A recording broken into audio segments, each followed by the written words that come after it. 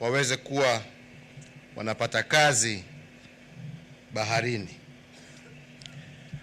The dream was to rebuild our rich seafaring tradition in fisheries and shipping, and to fully utilize the resources found within our waters, to expand our economy, create jobs for our youth, and to feed our people.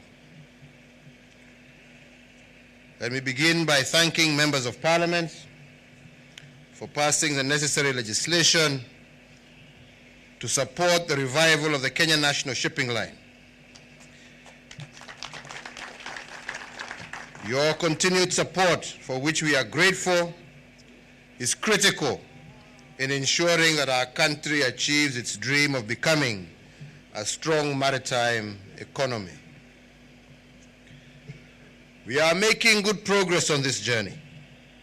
Indeed, you will recall that November last year, I was here in Mombasa again to launch the Kenya Coast Guard services to secure Kenya's territorial water and to protect the country from threats that emanate from the sea. Since then, the Coast Guard Service has maintained daily patrols on Kenya's waters to guard against illegal, unregulated, and unreported fishing, provide safety to seafarers, and prevent drug smuggling and other illegal movement of people and goods. As part of the efforts to revive the coastal region and expand its economic base, we are rebuilding and upgrading the fishing infrastructure. And I am very pleased to note that even before the rehabilitation of the Liwatoni Fisheries Complex is complete, there are already 12 Kenyan-flagged fishing vessels that are currently using this facility. And more exciting is that close to 400,000 metric tons of fish have landed since the facility was reopened in November of last year. This may appear small, but it is a significant step towards the recovery of thousands of jobs for our fishermen. To boost the fishing industry, we have provided additional resources and approved an attractive set of incentives, and these measures will support the development of designated fishing ports at the coasts, facilitate landing of fish by deep-sea fishing vessels, and finance aquaculture technology and innovation transfer. As part of this effort, and to ensure that we can land at least 30% of fish caught in our waters, all gazetted fish landing sites in our waters are now currently being recovered and secured for the benefit of the fishing community. In addition, construction works have commenced on 5 fish landing sites, notably Kichwa Chakati, Ngomeni in Kilifi County, Gazi, Kibuyuni, and Vanga in Kwale County, as well as 2 fish markets at Malindi in Kilifi and Likoni here in Mombasa. Our vision is to position our country globally as a nation that is harnessing its sea, ocean resources in a sustainable manner to benefit current and future generations. We are indeed emerging in the world, and we want to see ourselves also as a rising maritime nation. You will recall we hosted the Blue Economy Global Conference in Nairobi in November last year.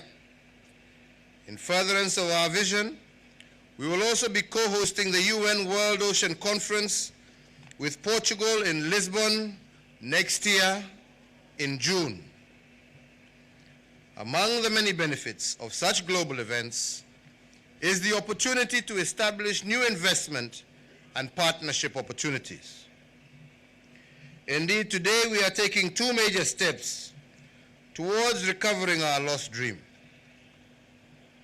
The first is the revival of the Kenyan National Shipping Line.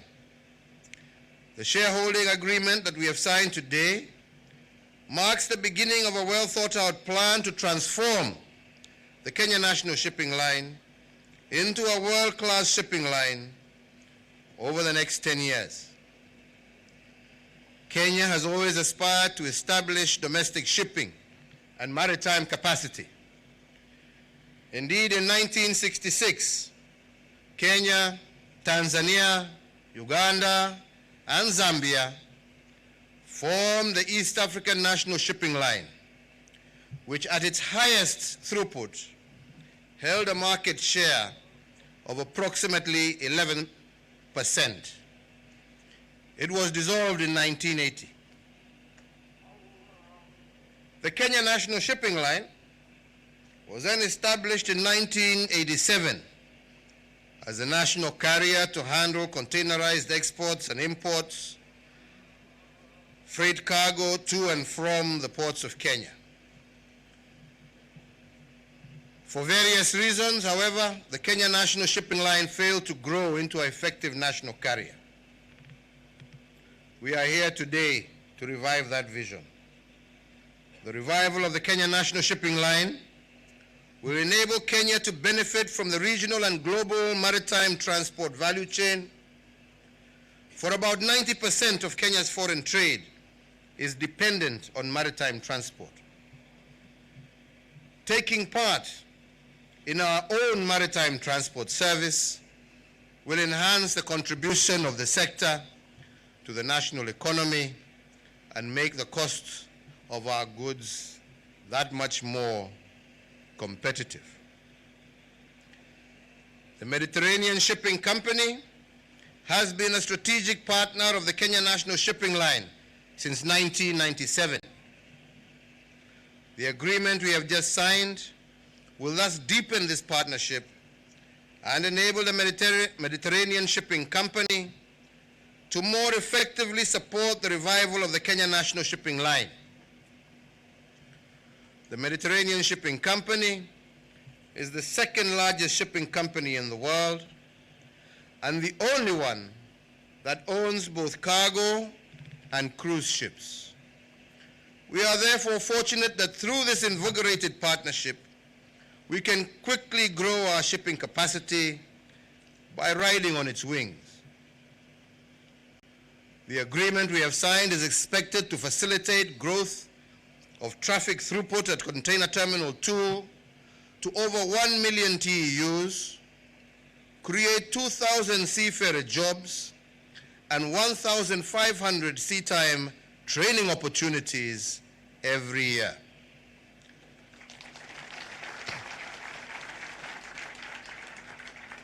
The bulk of these seafarer jobs will be generated through cruise shipping. While there are huge opportunities for Kenyans to serve in foreign ships, they have lacked opportunities to get sea time, a prerequisite for serving on ships. The Mediterranean Shipping Company has committed to create training opportunities for our youth and to provide about 3,000 jobs per year, as well as 1,500 sea time slots for our Kenyan youth. The seafarers we are flagging off are the second lot under that commitment. It is also important to note that because of the partnership with the Mediterranean Shipping Company, the Kenya National Shipping Line will gain access to more than 500 ports across the world. Moreover, that partnership will enable our shipping line to strengthen the cruise shipping sector, jumpstart tourism, and indeed coastal agriculture and agro-processing. The second step that we are taking today is the commissioning of the Dari Maritime Academy. The academy has been identified for accelerated development into a center of excellence in maritime training, research, and skill development in the blue economy. The Academy is expected to become a top supplier of world-class seafarers for shipping lines all over the world. To enhance skills and ensure they meet the highest possible standards, the Bandari Maritime Academy will partner with the Kenya Utalii College, the Kisumu Maritime Center, and establish twinning arrangements with the Mediterranean Shipping Company Training Academy in Naples, Italy.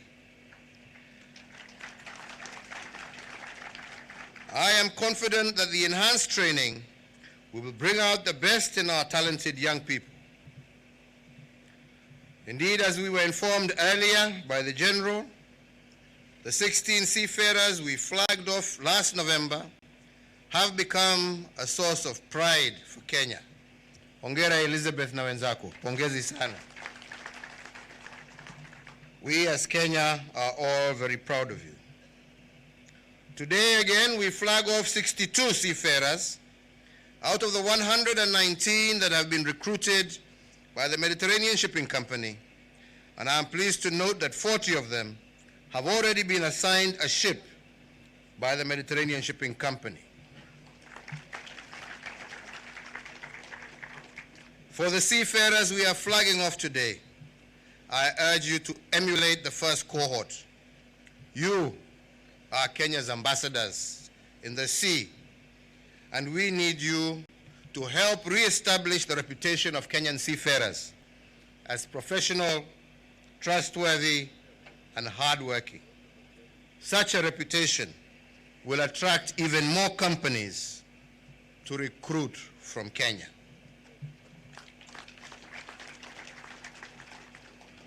For the new Bandari Maritime Academy Board of Management, I want you to know that you're charged with a heavy and important responsibility. Kenyans expect you to build a Kenya Seafarer brand with a vision of placing a Kenyan on every sailing vessel sailing around the world. We have confidence in you, and I assure you of my personal support and that of my administration in your endeavor. In closing, let me thank most sincerely the management of the Mediterranean Shipping Company for accepting to walk this journey with us. This will no doubt transform the lives of many, many Kenyans. I also want to thank all Kenyans from across the entire country, especially those along the coast, for your support and continued support of the plan to revitalize our blue economy. We will make every effort to ensure this program to transform the coastal region is and will be a success.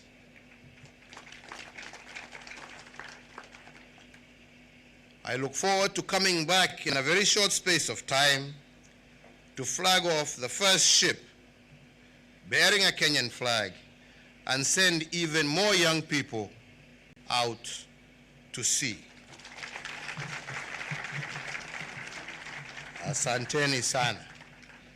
Mimi sina ingine ya kuongeza. Nimesema yangu yote. Chama nimesikia mambo ya porojo, hata mimi nimesikia. Lakini sisi tuasema shetani ashindwe. Hatuna nafasi ya kuendelea na mambo ya ujinga. Tufanye kazi, vijana wapate kazi, uchumi upanuke, wakupayuka wapayuke. Sisi haja yetu ni kazi kwa wananchi. Mungu awabariki, Mungu awalinde. Na Bwana MD umesikia hiyo mambo yake ya watu yake, uchunge hiyo mambo. Sawa sawa? Haya, asanteni sana, tuende kazi.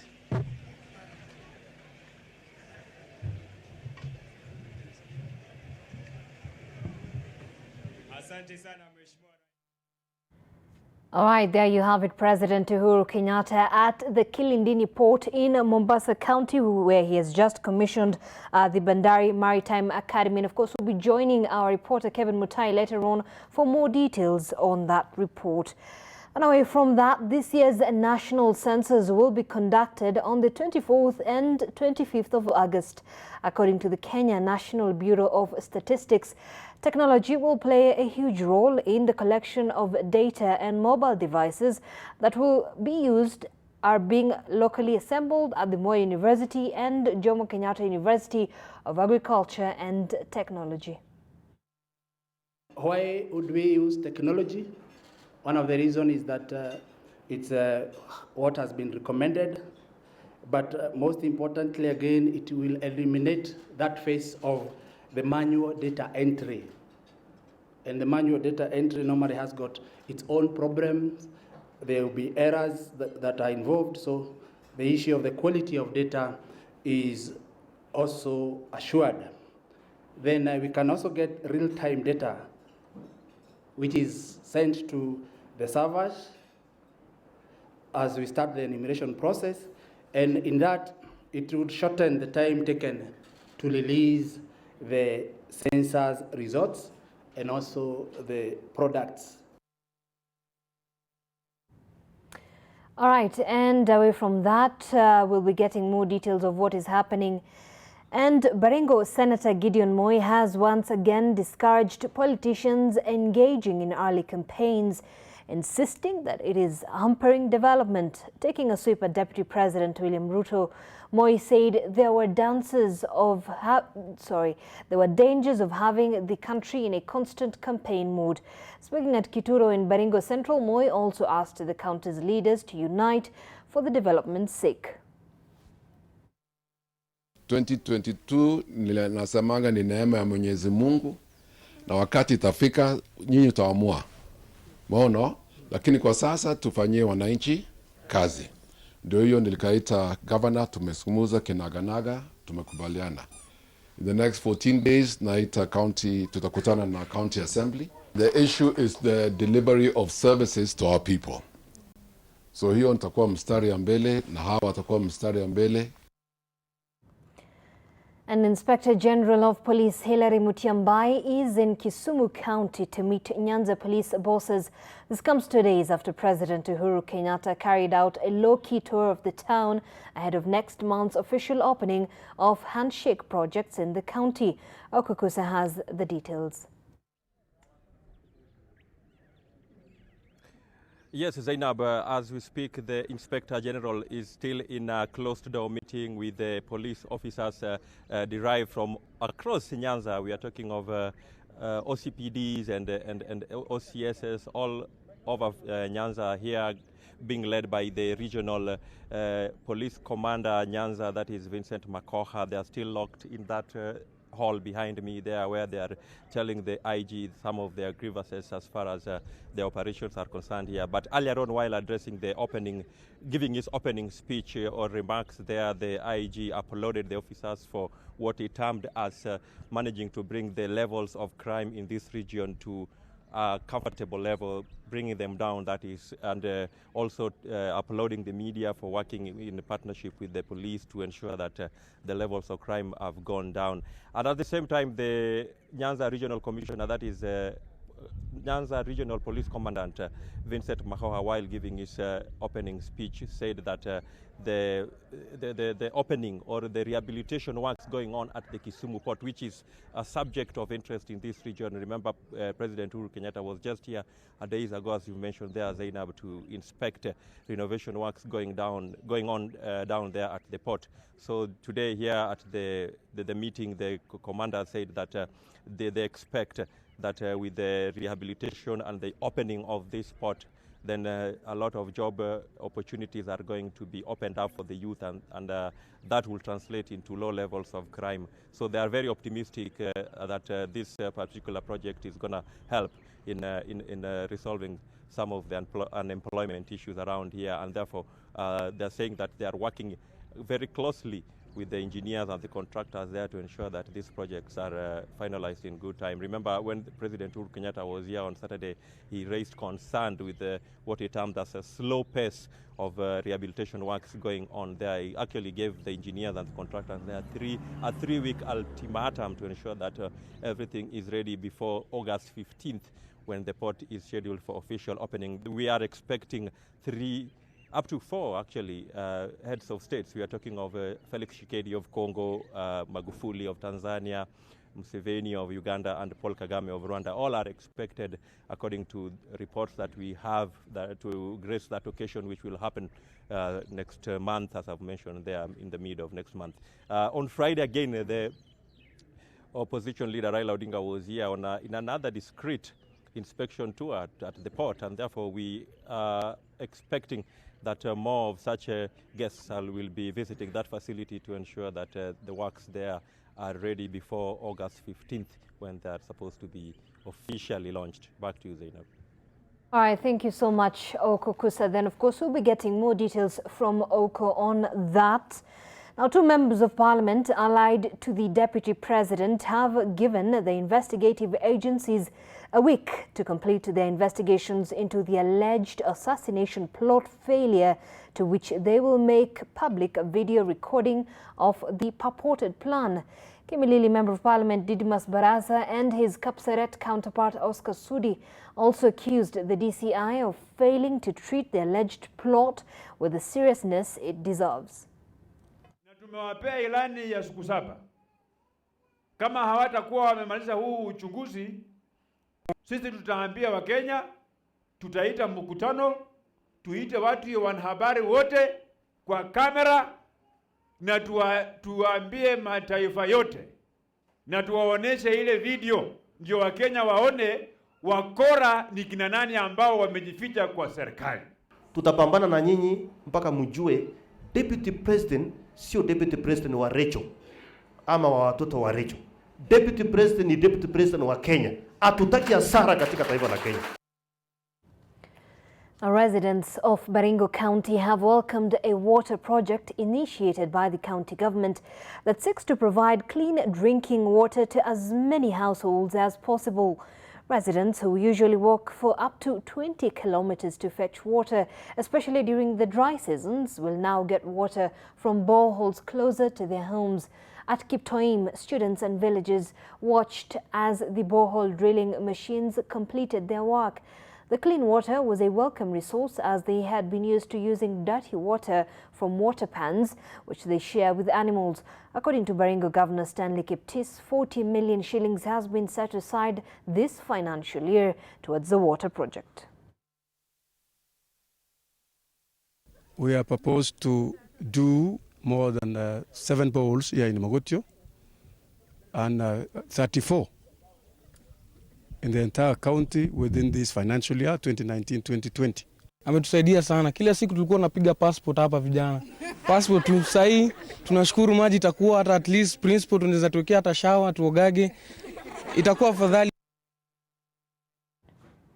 Well, imagine this. You're going about your daily routine at your home, then out of nowhere the police appear and arrest you for having aided a prison escape.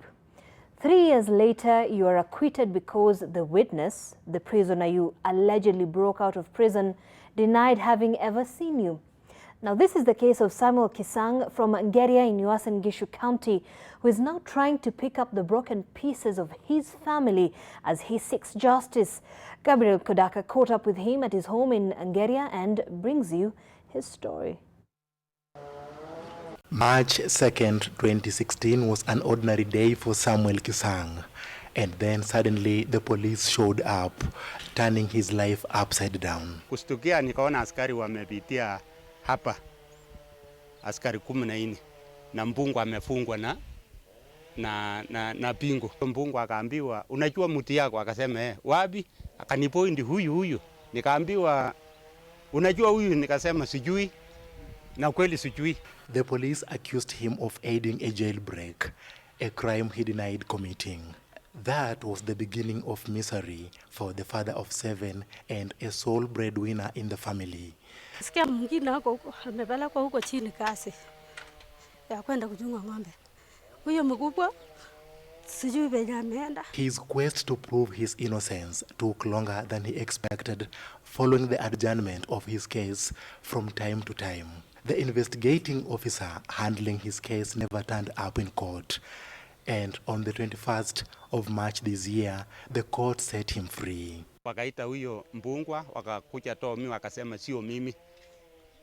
Kwa hivyo nilitolewa na brief. When he got out, life had taken toll on his family, leading to the death of one of his sons through suicide. Wengine hata waliwacha shule, mwingine aliwacha form 3, mwingine form 1, mwenye alikuwa anataka afanye class 8 akawacha shule, hata juzi moja alijiua tu. As Kisang embarks on a journey to seek justice and stabilize his family once again, the question that remains unanswered is, how many families are left broken due to wrongful detention of their beloved ones? There's a rising trend with the police, whereby they just dump people in court whenever they don't have evidence, because they don't want complaints. They just rush this issue to court. Kisang is now planning to sue the state for malicious prosecution. Gabriel Kudaka, NTV. All right, thank you so much, Gabriel Kudaka, for that, and we hope he receives the justice he deserves. Well, young people in Kiambu County have been urged to take the front line in ensuring the needs of the elderly in the society are met. This was the underlying message during a sensitization program on enrollment for special funds for the elderly. The event was organized by Sauti Mashinani. A graceful day for the Golden Girls in Uthiru area, Kiambu County. All courtesy of a non-profit organization, Sauti Mashinani, in collaboration with the Lions Group, who had a grooming exercise for the senior citizens. The activities were aimed at setting an example for young people in the county to take care of the elderly. Sisi ambao tumezaliwa na nyinyi, pia tujikaze zaidi, tuweze kusaidia wazazi. Mzazi akitambo afika ile miaka mmefika, amejaribu sana kulea mtu kama mimi. Na ukiendelea kuzeeka, maisha yako inaendelea kwenda chini. They raised concerns over delays by the government to pay out money to the elderly under the Inua Jamii initiative. Unisomolo, NTV. And more than 8,000 people living with disabilities in West Pokot County are in dire need of help. According to Rehab Mission Organization, at least 45% of the physically challenged children in the county have not accessed education, according to the recent survey of special needs education done by World Vision. Many people living with disabilities in West Pokot continue to miss out on basic services such as education. A Rehab Mission Organization seeks to change these by improving their livelihoods by collaborating with other non-governmental organizations and the government. Wale watu ambao wako na disability kabisa hawalipi fees, so tutawalipia kabisa. Mua na national government ile pesa wameleta hapa Kapenguria, tunahesabu hiyo pesa. The county government donated foodstuff, wheelchairs, drugs and blankets courtesy of the Lions Club. Governor John Lonyangapuo challenged more non-governmental organizations to assist in ensuring their rights are not infringed on. Weza kwenda kwa watu wa Lions Club na tukaomba msaada, na tumefurahi kwamba wametupa misaada ambayo itatusaidia kuendelesha hii mambo ya advocacy in special needs education. Umetupatia vitu kadhaa, chakula, umetupatia wheelchairs, hizo vitu nyingi ambazo zitatusaidia. The organizers urged the county and national governments to give some contracts, tenders and jobs to this group. Judith Cherono, NTV. Well, the operational phase of the African Continental Free Trade Area has been launched following a day-long summit of African Union heads of state and government that took place over the weekend in Niger. At the two-day summit in Niamey, the presidents of Nigeria and Benin ratified the agreement. The African Continental Free Trade Area is now in its operational phase after 17 years of tough negotiations. The African Continental Free Trade Area coming into effect is the most important event in our continent's history since the creation of United Nations and its transformation into the African Union. It's an event that gives hope for the construction of a united and prosperous Africa. dans la construction d'une Afrique unie et prospère. Envisager a dream, an old dream is coming true since the inaugural summit of the Organization of African Unity in May 1963. The African Continental Free Trade Area that we are launching today is one of the most emblematic projects on the African agenda. The founding fathers will certainly be proud of it. En être certainement fiers. The ACFTA will be governed by 5 operational instruments. That is the rules of origin, the online negotiating forum, the monitoring and elimination of non-tariff barriers, a digital payment system, and the African Trade Observatory. With Nigeria and Benin's signatures, 54 of the 55 African Union member countries have now signed onto the deal, with Eritrea the only holdout. The agreement was formalized at the end of April when it crossed the threshold for its development from just a concept into reality, which required ratification by at least 22 countries. Optimizing the positive effects of the African Continental Free Trade Area will only be achieved if the protocols already signed on the liberalization of trade of goods and services and the dispute settlement are accompanied by agreements currently under the negotiation on investment, competition, and intellectual property. Barely a year later, the number of signatures has risen to 52, and with the signatures of Benin and Nigeria just now, we are at 54 out of 55, so almost all the members of our union. Donc la presque totalité des membres. With the last instruments handed over, we have also recorded 27 ratifications. Des instruments, 27 ratifications. Around 4,500 delegates and guests, including 32 heads of state and more than 100 ministers, attended the AU summit in Niamey. Alex Mwangi, NTV. Well, U.S. President Donald Trump has said that Iran will never have a nuclear weapon. Trump's comments come a day after Iran announced that it was set to breach the uranium enrichment cap, breaking another deal of its 2015 nuclear deal with world powers. Earlier, Israeli Prime Minister Benjamin Netanyahu said that Iran had violated its promise under the UN Security Council. The 2015 deal was reached between Iran and 6 world powers, that is Britain, China, France, Germany, the United States and Russia. And so Tehran agreed to drastically scale down its nuclear program in exchange for sanctions relief. Iran has violated its solemn promise under the UN Security Council not to enrich uranium beyond a certain level. The enrichment of uranium is made for one reason and one reason only. It's for the creation of atomic bombs. The leaders of the P5+1 promised and committed themselves to snap back sanctions the minute Iran did that. It just did. All right, and we will now be taking a look at stories making headlines in the world of sports with Ida Waringa.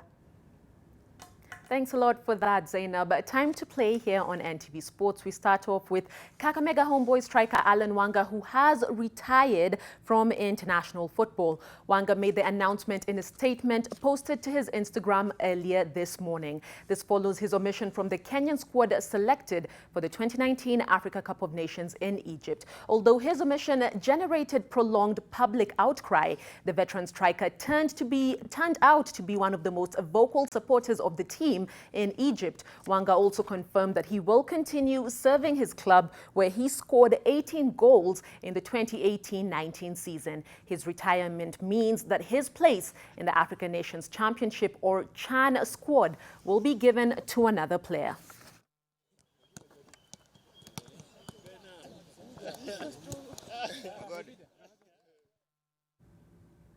All the best there to Alan Wanga. Let's move on to the Nations Cup, where Algeria continued their superb record at this year's Africa Cup of Nations, this time convincingly beating Guinea 3-0 in the round of 16 to cruise to the quarterfinals. Riyad Mahrez scored a superb goal in the 57th minute, adding to Youssef Belaili's earlier goal for Algeria. Adam Owners sealed a one-sided victory with a third late on for the Desert Foxes. Algeria will next face either Mali or Ivory Coast, who will play today at 7 p.m. in the last 8 on Thursday. In today's other match, Ghana and Tunisia clash in the late kickoff. Now, earlier on Sunday,